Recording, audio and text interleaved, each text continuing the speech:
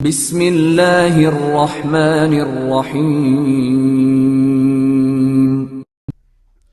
محترم سامعین کرام، مصلیان گرامی قدر، مسجد میں تشریف لائے ہوئے میرے دینی و ملی ساتھیوں اور خواتین اسلام، پچھلے خطبہ جمعہ میں مولانا عبدالرب گنڈوی صاحب نے قرآن کریم کے تقاضوں پر عمل کرنے کی ترغیب دلائی تھی، اور انہوں نے بالخصوص ایک اہم معاملے کی طرف ہماری اور آپ کی رہنمائی فرمائی تھی کہ ہم نمازوں کی پابندی کریں، صرف ہفتے ہفتے مسجد میں آنے کی کوشش نہ کریں، بلکہ اللہ تعالی نے ہمارے نبی صلی اللہ علیہ وسلم کو جو حکم دیا ہے کہ 24 گھنٹے میں 5 وقت کی نماز باجماعت ادا کرنی ہے، اس پر عمل پیرا ہوں۔ اگر قرآن کریم کو غور سے آپ لوگ پڑھیں تو معلوم ہوگا کہ اللہ رب العزت نے جہاں کہیں بھی نماز پڑھنے کا حکم دیا ہے، وہیں پر یہ بھی فرمایا ہے وَأَقِيمُوا الصَّلَاةَ وَآتُوا الزَّكَاةَ، کہ نماز کو قائم کرو اور زکوٰۃ کی ادائیگی کرتے رہو۔ اور جہاں کہیں بھی حق جل شانہ نے نماز پڑھنے کا حکم دیا ہے، اس کے معنی بعد اللہ تعالیٰ نے زکوٰۃ کی ادائیگی کرنے کا بھی حکم دیا ہے۔ یہ اس بات کی طرف اشارہ کرتی ہے کہ اللہ تعالیٰ کے یہاں جو اہمیت نماز کی ہے، وہی اہمیت زکوٰۃ کی ادائیگی کی بھی ہے۔ اور اسی بات کی طرف اشارہ کرتے ہوئے حضرت ابو بکر صدیق رضی اللہ تعالی عنہ نے اپنی خلافت کے ابتدائی ایام میں جب یہ دیکھا کہ لوگوں نے زکوٰۃ دینا بند کر دیا ہے، اور ان کے یہاں یہ شبہ دلوں کے اندر گھر کر گیا کہ زکوٰۃ کی ادائیگی رسول اللہ صلی اللہ علیہ وسلم کی حیات اور آپ کی زندگی تک تھی، اب جب آپ اس دنیا سے رخصت ہو چکے ہیں تو زکوٰۃ کی فرضیت بھی ختم ہو گئی، تو حضرت ابو بکر نے کہا کہ میں ایسے لوگوں سے جہاد کروں گا۔ اور جہاد کرنے کا مطلب یہ ہے کہ انہوں نے ایسے لوگوں کا خون حلال سمجھا جو لوگ زکوٰۃ نہیں دے رہے تھے، اور خون حلال سمجھنے کا مطلب یہ ہے کہ حضرت ابو بکر صدیق رضی اللہ تعالی عنہ نے ایسے لوگوں کو دائرہ اسلام سے خارج مانا کہ جنہوں نے زکوٰۃ نہیں دی۔ حضرت عمر رضی اللہ تعالی عنہ بار بار اصرار کرتے رہے کہ اے خلیفۃ المسلمین، آپ ایسے لوگوں سے جو اشہد ان لا الہ الا اللہ واشہد ان محمد رسول اللہ کا کلمہ پڑھتے ہوں، آپ ان سے کیسے قتال کر سکتے ہیں؟ لیکن ابو بکر رضی اللہ تعالی عنہ نہیں مانے، اور بالآخر مانعین زکوٰۃ کے ساتھ قتال کیا، جہاد کیا۔ تو یہ ہے معاملہ اس زکوٰۃ کا جو اللہ تبارک و تعالی نے ہمارے اور آپ کے مالوں پر فرض کی ہے، اور فرض کرنے کے ساتھ ہی ساتھ اللہ تعالیٰ نے فرمایا کہ یہ زکوٰۃ ہم اس لیے نہیں لے رہے ہیں کہ اللہ تعالیٰ کو پیسے اور روپیے اور دولت کی ضرورت ہے، ہرگز نہیں۔ اللہ تعالیٰ تو یہ کہتا ہے کہ واللہ الغنی وانتم الفقراء، اللہ غنی ہے، اللہ بے نیاز ہے، اس کو نہ تو تمہارے روپیے کی ضرورت ہے، نہ تمہارے پیسے کی ضرورت ہے، نہ تمہاری جائیداد کی کسی کی ضرورت ہے، بلکہ اللہ تعالیٰ کے سامنے تم ضرورت مند ہو، تم حاجت مند ہو، تمہیں روپیوں پیسے کی ضرورت ہے، تمہیں مانگنے کی ضرورت ہے۔ اللہ اگر اس نے حکم دیا ہے کہ تم اپنے پیسے سے زکوٰۃ نکالو، تو یہ تم اپنے بھلے کے لیے زکوٰۃ نکالو گے، اللہ کو ضرورت نہیں ہے، تم خود اپنے بھلے کے لیے زکوٰۃ نکالو گے۔ خذ من اموالہم صدقۃ تطہرہم، انسان یہ زکوٰۃ کیا ہے؟ یہ روپے پیسے کا میل کچیل ہے، یہ کیا ہے؟ یہ غریبوں کا حق ہے، یہ کیا ہے؟ یہ وہ کنجی ہے جس کے ذریعے سے انسان اپنے اوپر آنے والی بلاؤں کو، مصیبتوں کو، بیماریوں کو ٹال لیتا ہے، جس سے انسان کی صفائی ستھرائی ہوتی ہے۔ اللہ قرآن کہتا ہے خذ من اموالہم، اے نبی پاک آپ ان کے مال سے زکوٰۃ لے لیا کرو۔ اور یہ اللہ کی طرف سے، آپ عربی زبان اگر سمجھتے ہوں تو معلوم ہوگا یہ اللہ کی طرف سے آرڈر ہے کہ خذ آپ لیجئے، اور جب آرڈر ہو جائے تو اس کا مطلب یہ ہے کہ اس کا نکالنا واجب اور ضروری ہے، اور نہ نکالنے والا گنہگار ہے، اور اللہ تعالیٰ کی سزا اور اللہ تعالیٰ کے عقاب کا وہ شخص مستحق ہے۔ لیکن کیا فرمایا؟ اس کا فائدہ بھی، بینیفٹ بتایا اللہ تعالیٰ نے، تطہرہم، اس زکوٰۃ کی وجہ سے یہ جو پیسہ تم اپنے مال سے نکالو گے اللہ کے راستے میں، جو خرچ کرو گے، تو طاہرہم، اس سے تم اپنے آپ کو پاک کر لو گے، خود کو بھی پاک کرو گے، اپنے پیسے کو بھی پاک کرو گے، وتزکیہم بہا، اور اللہ تعالیٰ اس کے ذریعے سے تمہارے پیسے کو اور بڑھائے گا۔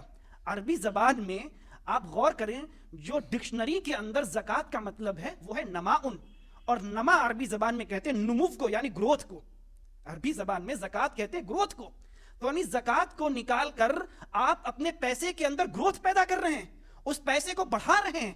ہرگز اللہ کے راستے میں اگر آپ 100 روپے میں 2.5 روپے نکالتے ہیں تو وہ 98 روپے نہیں ہوتے ہیں، 97.5 نہیں ہوتے ہیں، بلکہ اللہ تعالیٰ اس کے اندر وہ برکت عطا فرماتا ہے کہ وہ 110 روپے بنتے ہیں، کیونکہ زکوٰۃ کا مطلب ہی ہے گروتھ کے۔ اور اسی حقیقت کی طرف اشارہ کرتے ہوئے آقائے دو جہاں صلی اللہ علیہ وسلم نے فرمایا تھا کہ ما نقصت صدقۃ من مال وما زاد اللہ عبدا بعفو الا عزا، کہ اے میرے امتیوں سنو، زکوٰۃ نکالنے سے پیسے میں، روپیے میں، دولت میں کوئی کمی نہیں ہوتی ہے، بلکہ اللہ تعالیٰ اس کو اور بھی زیادہ بڑھاتا ہے زکوٰۃ نکالنے کی وجہ سے۔ اور یہ وہ زکوٰۃ ہے، کیسے بڑھاتا ہے؟ مثل الذین ينفقون اموالهم فی سبیل اللہ کمثل حبۃ انبتت 7 سنابل فی کل سنبلۃ 100 حبہ۔ اس کی مثال بھی سمجھائی اللہ تعالیٰ نے۔ میں نے تو 100 روپے سے 110 روپے کی مثال بیان کی، اللہ تعالیٰ نے قرآن میں دیکھیں اللہ کے راستے میں خرچ کرنے والوں کی کیا مثال بیان کی۔ اللہ کہتا ہے کہ ان لوگوں کی مثال جو اللہ کے راستے میں خرچ کرتے ہیں۔ اب خرچ کرنا، آدمی صدقہ کر رہا ہے، آدمی واجبی زکوٰۃ ادا کر رہا ہے، آدمی نفلی صدقہ ادا کر رہا ہے، مسکینوں، یتیموں، فقیروں کی ضرورتوں کو پوری کر رہا ہے، ان کو کھانا کھلا رہا ہے، جو بھی اللہ کے راستے میں خرچ کر رہا ہے۔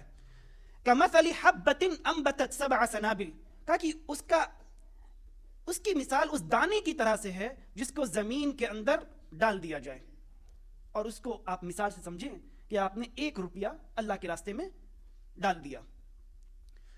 کمثل حبۃ انبتت 7 سنابل، اب جب ایک گیہوں کا بیج وہ زمین کے اندر گیا تو اس سے 7 بالی نکلی، اس ایک بیج سے 7 بالی نکلی۔ فی کل سنبلۃ 100 حبہ، اور ہر بالی کے اندر 100 دانے اللہ تعالیٰ نے پیدا کر دیے، ایک دانے سے 100 دانے، اور 7 بالیاں نکلی تھی۔ کتنی بالیاں دانے ہو گئے؟ 700 دانے ہوئے۔ تو میں نے تو بتایا تھا کہ 100 روپے سے 110 روپے ہوں گے، لیکن اللہ تعالیٰ کیا کہہ رہا ہے؟ 1 روپیہ خرچ کرو گے 700 روپے کا ثواب ہے، 700 روپے تمہارے ہوں گے اللہ کے یہاں۔ اور یہیں پر بس نہیں کیا اللہ تعالیٰ نے، فَوَاللَّهُ يُضَاعِفُ لِمَن يَشَاءُ، اللہ کہتا ہے یہ گنتی تو میں نے تمہیں سمجھانے کے لیے بیان کی ہے، ہمارے خزانوں میں تو کوئی کمی نہیں ہے۔ واللہ یضاعف لمن یشاء، اللہ جس کو چاہتا ہے اور بڑھا کے دے دیتا ہے، یعنی 700 تک اللہ کی ذات 700 تک محدود نہیں ہے، 800، 1000، 1200، 1300، کتنا فائدہ اللہ تعالیٰ انسان کا کرا دیتا ہے، یہ اللہ ہی جانتا ہے۔ یہ اللہ کے راستے میں خرچ کرنے کی مثال اللہ نے بیان کی، اور یہ وہ لوگ ہیں جن پر اللہ تعالیٰ کی رحمت، برکت اور عنایت اترتی ہے۔ اللہ فرماتا ہے وَرَحْمَتِي وَسِعَتْ كُلَّ شَيْءٍ فَسَأَكْتُبُهَا لِلَّذِينَ يَتَّقُونَ وَيُؤْتُونَ الزَّكَاةَ، اللہ فرماتا ہے کہ میری رحمت ہر چیز کو چھپائے ہوئے، اس کائنات کے اندر جو بھی چیز ہے سب اللہ کی رحمت سے چھپی ہوئی ہے۔ اللہ کی رحمت ہے کہ ہم سانس لے رہے ہیں، اللہ کی رحمت ہے کہ ہم چل رہے ہیں، اللہ کی رحمت ہے کہ یہ کائنات گھوم رہی ہے۔ اللہ کی رحمت نہ ہو تو کوئی بھی چیز اس دنیا کے اندر باقی نہ رہے۔ اور فرمایا فَسَأَكْتُبُهَا، میں نے اس رحمت کو لکھ دیا ہے، فرض کر دیا ہے کہ میری رحمت ان لوگوں کو ضرور حاصل ہوگی۔ کن لوگوں کو؟ لِلَّذِينَ يَتَّقُونَ وَيُؤْتُونَ الزَّكَاةَ، ان لوگوں کو میری یہ رحمت ملنے والی ہے جو اللہ کا تقوی اختیار کرتے ہیں اور اپنے مال سے زکوٰۃ ادا کرتے ہیں۔ اور زکوٰۃ بھی آپ غور کریں وہی دیتے ہیں جن کے دل کے اندر اللہ کا خوف ہے، ورنہ جن کے دل کے اندر اللہ کا خوف نہ ہو ایسے لوگ زکوٰۃ دینے میں بڑی آناکانی کرتے ہیں، اور اگر دیتے بھی ہیں تو خوش دلی سے نہیں دیتے، ارے آگے زکوٰۃ مانگنے کے لیے ان کے چہرے بدل جاتے ہیں، ان کی حیت، ان کی کیفیت بدل جاتی کہ ارے تم زکوٰۃ لینے والے آ گئے۔ لیکن اللہ کی رحمت کے ایسے شخص، ایسے لوگ مستحق نہیں بنتے ہیں، بلکہ جو لوگ بھی زکوٰۃ دینے میں اور زکوٰۃ دیتے وقت کراہت محسوس کریں ایسے لوگ منافق، اللہ تعالیٰ نے کہا منافق ہیں۔ وَلَا يَأْتُونَ الصَّلَاةَ إِلَّا وَهُمْ كُسَالَىٰ وَلَا يُنْفِقُونَ إِلَّا وَهُمْ كَارِهُونَ، اللہ نے منافقوں کی مثال بیان کی، مومنوں کی نہیں۔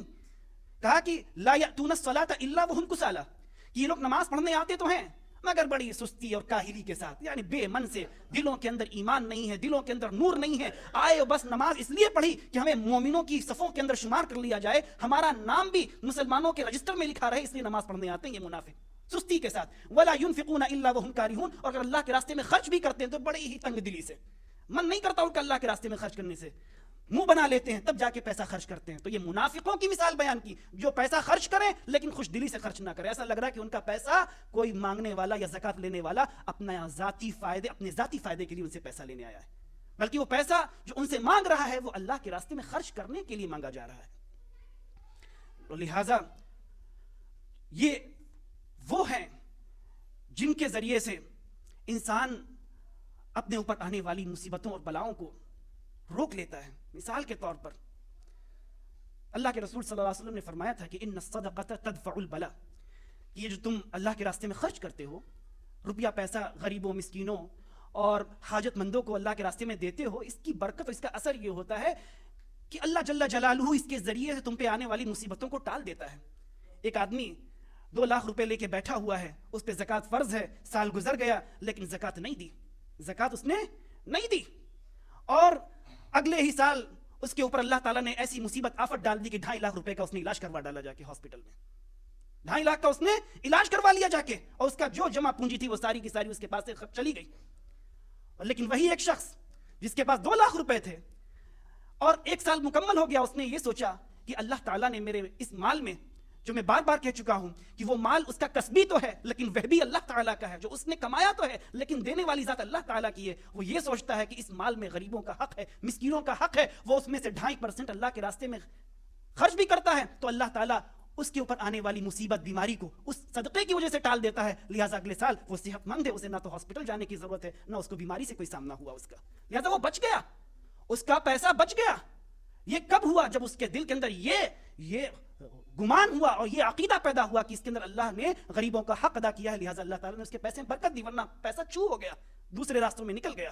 تم نہیں خرچ کرو گے، تمہاری آنے والی نسلیں، تمہاری آل اولاد اس کو غلط راستے میں خرچ کریں گی. جس پیسے کو تم اپنی بیوی، اپنے بال بچوں کے لیے جمع کر کے رکھتے ہو، کیا گارنٹی ہے کہ وہ بچے اتنے لائق اور نیک اور فرما بردار بنیں گے کہ اس پیسے کو صحیح استعمال کریں گے؟ ہو سکتا ہے جن کے لیے تم پیسہ خرچ کر رہے ہو وہ اس کو حرام کے کاموں میں اڑا ڈالیں. لہٰذا اس کی بڑی سخت وعید آئی ہے کہ جو لوگ بھی روپیہ پیسہ جمع کریں اس کو اللہ کے راستے میں خرچ نہ کریں. اللہ فرماتا ہے وَلَا يَحْسَبَنَّ الَّذِينَ يَبْخَلُونَ بِمَا آتَاهُمُ اللَّهُ مِنْ فَضْلِهِ هُوَ خَيْرًا لَهُمْ. خطبے کے شروع میں ہی یہ آیت کریمہ تلاوت کی گئی تھی. اللہ فرماتا ہے کہ وہ لوگ جو کنجوسی کرتے ہیں، اللہ تعالیٰ نے جو روپیہ پیسہ دولت ان کو عنایت کی ہے، ان کو عطا کی ہے، اس کے اندر کنجوسی سے کام لیتے ہوئے اللہ کے راستے میں خرچ نہیں کرتے ہیں، کیا وہ یہ سمجھتے ہیں کہ یہ ان کے لیے بہتر ہے؟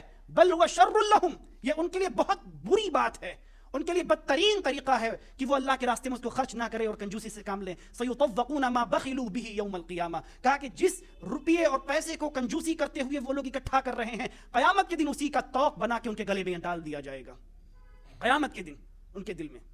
اور فرمایا وَالَّذِينَ يَكْنِزُونَ الذَّهَبَ وَالْفِضَّةَ وَلَا يُنْفِقُونَهَا فِي سَبِيلِ اللَّهِ فَبَشِّرْهُم بِعَذَابٍ أَلِيمٍ.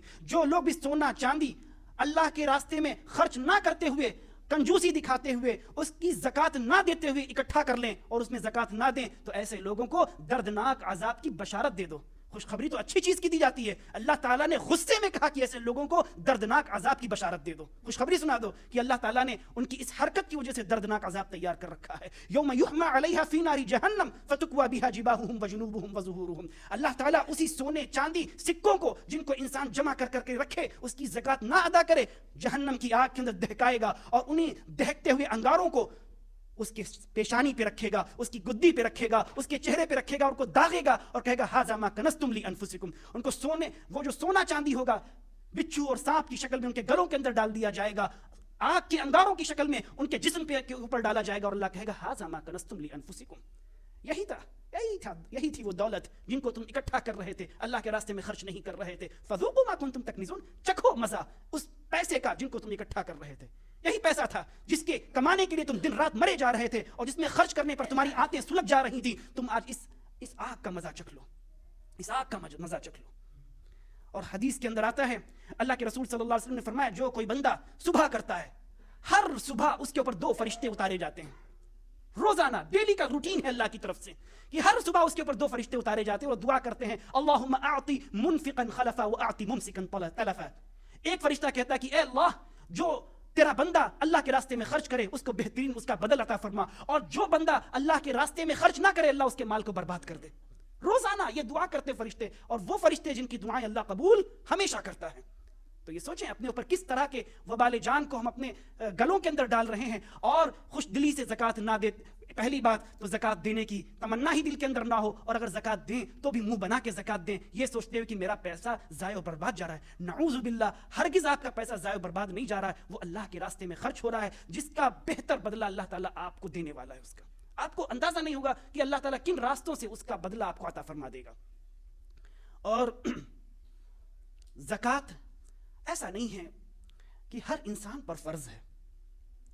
اللہ تعالیٰ کی اور ہماری شریعت محمدی کی یہ بڑی رحمت والی بات ہے اور بڑی ہی آسانی والی بات ہے کہ اللہ تعالیٰ نے زکوٰۃ ہر کس و ناکس کے اوپر فرض نہیں کی، بلکہ زکوٰۃ اللہ تعالیٰ نے صاحب استطاعت پر فرض کی ہے.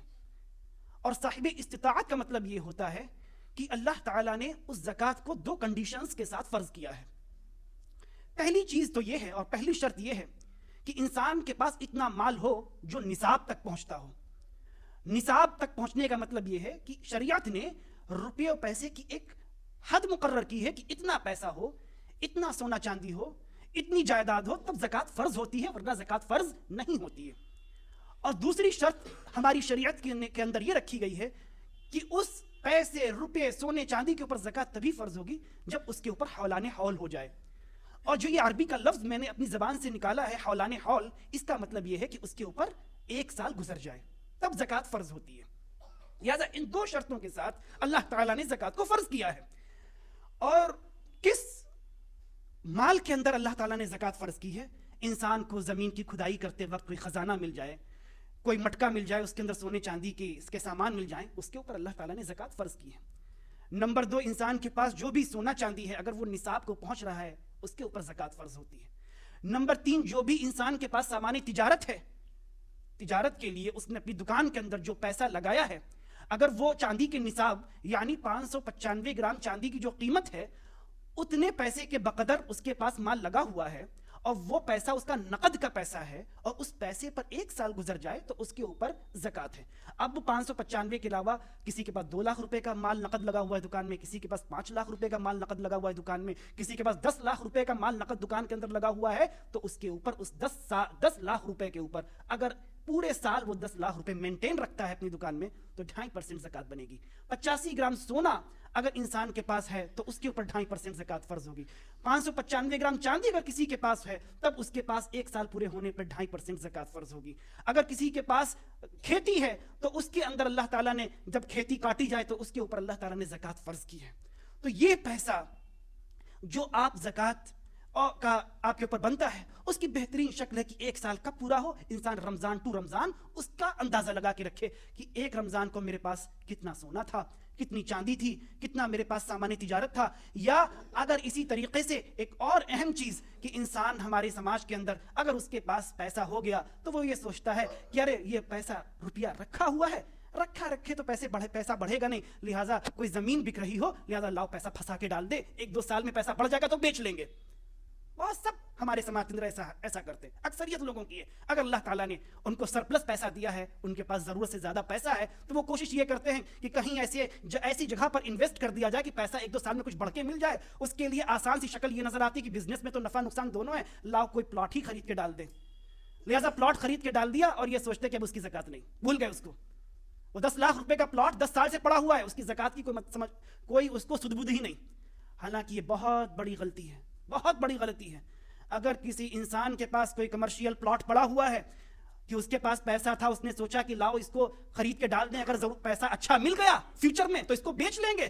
تو اگر 1 سال گزر گیا، وہ 8 لاکھ کا پلاٹ ہو، 3 لاکھ کا پلاٹ ہو، 4 لاکھ کا پلاٹ ہو، 1 سال گزر گیا اگر وہ استعمال نہیں ہو رہا ہے، وہ ایسے ہی پڑا ہوا ہے، تو 2.5% میرے دینی ملی بھائیوں اس پر زکوٰۃ بنتی ہے. 2.5% اس کے اوپر بھی زکوٰۃ آپ کو دینی ہوگی. آپ کے پاس 3 پلاٹ ہوں، آپ کے پاس 4 پلاٹ ہوں، آپ کے پاس 5 پلاٹ ہوں، آپ نے کوئی جگہ خریدی تھی، آپ کے اوپر اس جگہ کی وجہ سے، اگر وہ کھیتی کی جگہ نہیں ہے، اگر کھیتی ہو رہی ہے تو اس کی فصل پر زکوٰۃ ہے، لیکن اگر کھیتی نہیں ہو رہی ہے، وہ ایسی زمین پڑی ہوئی ہے تو 2.5% اس پر بھی زکوٰۃ بنتی ہے. لہٰذا یہ جو زکوٰۃ آپ کے اوپر بن رہی ہے اللہ کی رضا کے لیے، اللہ کو خوش کرنے کے لیے، اس رمضان کے مہینے میں اس زکوٰۃ کو ادا کریں. اور ایک اہم بات یہ ہے کہ اللہ تعالیٰ نے قرآن کریم کے اندر فرمایا انما الصدقات للفقراء والمساکین.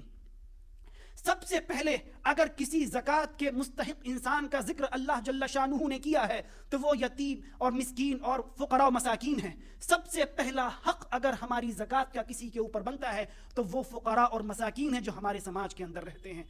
کسی بھی مولوی مدرسے والے کو یا اللہ تعالیٰ یا مدرسے چلانے والے کو یا اور بھی جو لوگ ہمارے پاس چندہ کرنے کے لیے آتے ہیں، قرآن کریم میں کہیں اس کا ذکر نہیں ملتا ہے کہ وہ زکوٰۃ کے مستحق ہیں، بلکہ اللہ تعالیٰ نے صفحے اول میں جن لوگوں کا ذکر کیا ہے کہ ہمارے اور آپ کے اوپر زکوٰۃ کے جو لوگ مستحق ہیں وہ فقراء اور مساکین ہیں. اگر ہم ان کا خیال نہ رکھیں تو ہم نے زکوٰۃ کی ادائیگی کا حق نہیں پورا کیا.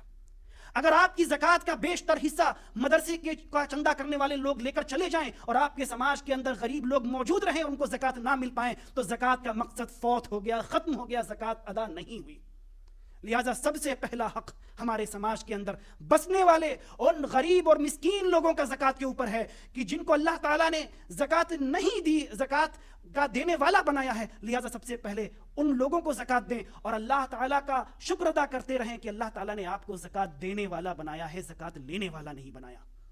اللہ کا شکر ادا کرتے رہیں. لہٰذا جو سماج کے ہمارے غریب اور مسکین اور ضرورت مند لوگ ہیں، سب سے پہلے آپ ان کو زکوٰۃ دیں، اور جب ان کی ضرورتیں پوری ہو جائیں اس کے بعد اگر آپ کے محلے کے اندر کوئی ادارہ چل رہا ہے، کوئی مدرسہ چل رہا ہے، تب آپ ان لوگوں کو بھی زکوٰۃ ادا کریں. ایک صحابیہ اللہ کے رسول صلی اللہ علیہ وسلم کے پاس آئیں، سونے کے کڑے انہوں نے پہن رکھے تھے. عورتوں کو بڑا شوق ہوتا نا، میں سونے کی چوڑیاں بن جائیں، کچھ نہ ملے سونے کی چوڑیاں ان کے ہاتھ میں ضرور چار ہوں. تو صحابی آئیں، سونے کی چوڑیاں پہنے ہوئی تھیں. اللہ کے رسول صلی اللہ علیہ وسلم نے فرمایا اتؤدینی زکاۃ ھذا، فرمایا کہ اے خاتون، اے صحابیہ، تم نے ان سونے کی چوڑیوں کی زکوٰۃ ادا کی؟ تو صحابیہ نے عرض کیا یا رسول اللہ ابھی تک تو ادا نہیں کی. تو آپ نے فرمایا کیا تم اس بات کو پسند کرتی ہو کہ اللہ تعالیٰ ان سونے کی چوڑیوں کے بدلے جہنم کے اندر تمہیں جہنم کی آگ کی چوڑیاں تمہارے کلائی کے اندر پہنا دے؟ کیا فرمایا؟ جہنم کی آگ کی بنی ہوئی چوڑیاں تمہاری کلائیوں کے اندر پہنا دے. کیا تم اس بات کو پسند کرتی ہو؟ لہٰذا اس کی زکوٰۃ ادا کرو. لہٰذا جو عورتوں کے اوپر زکوٰۃ بنتی ہے، سونا چاندی جو بھی ان کے پاس ہو اور جو بھی اللہ کے راستے میں وہ خرچ کرنا چاہیں. پچھلے خطبے میں پہلا جو خطبہ تھا اس میں سونے چاندی کا نصاب بیان بھی کیا گیا تھا اور کتنی زکوٰۃ بن رہی ہے اس کو بھی بیان کیا گیا تھا. بس اپنے دلوں کے اندر جذبہ پیدا کریں، اللہ کے راستے میں خرچ کریں اور اللہ تعالیٰ سے اچھی امید رکھیں. اللہ تعالیٰ بہترین بدلہ دینے والا ہے. اللہ تعالیٰ سے دعا ہے الہ العالمین ہم تمام لوگوں کو کہنے سننے سے زیادہ عمل کرنے کی توفیق عطا فرما.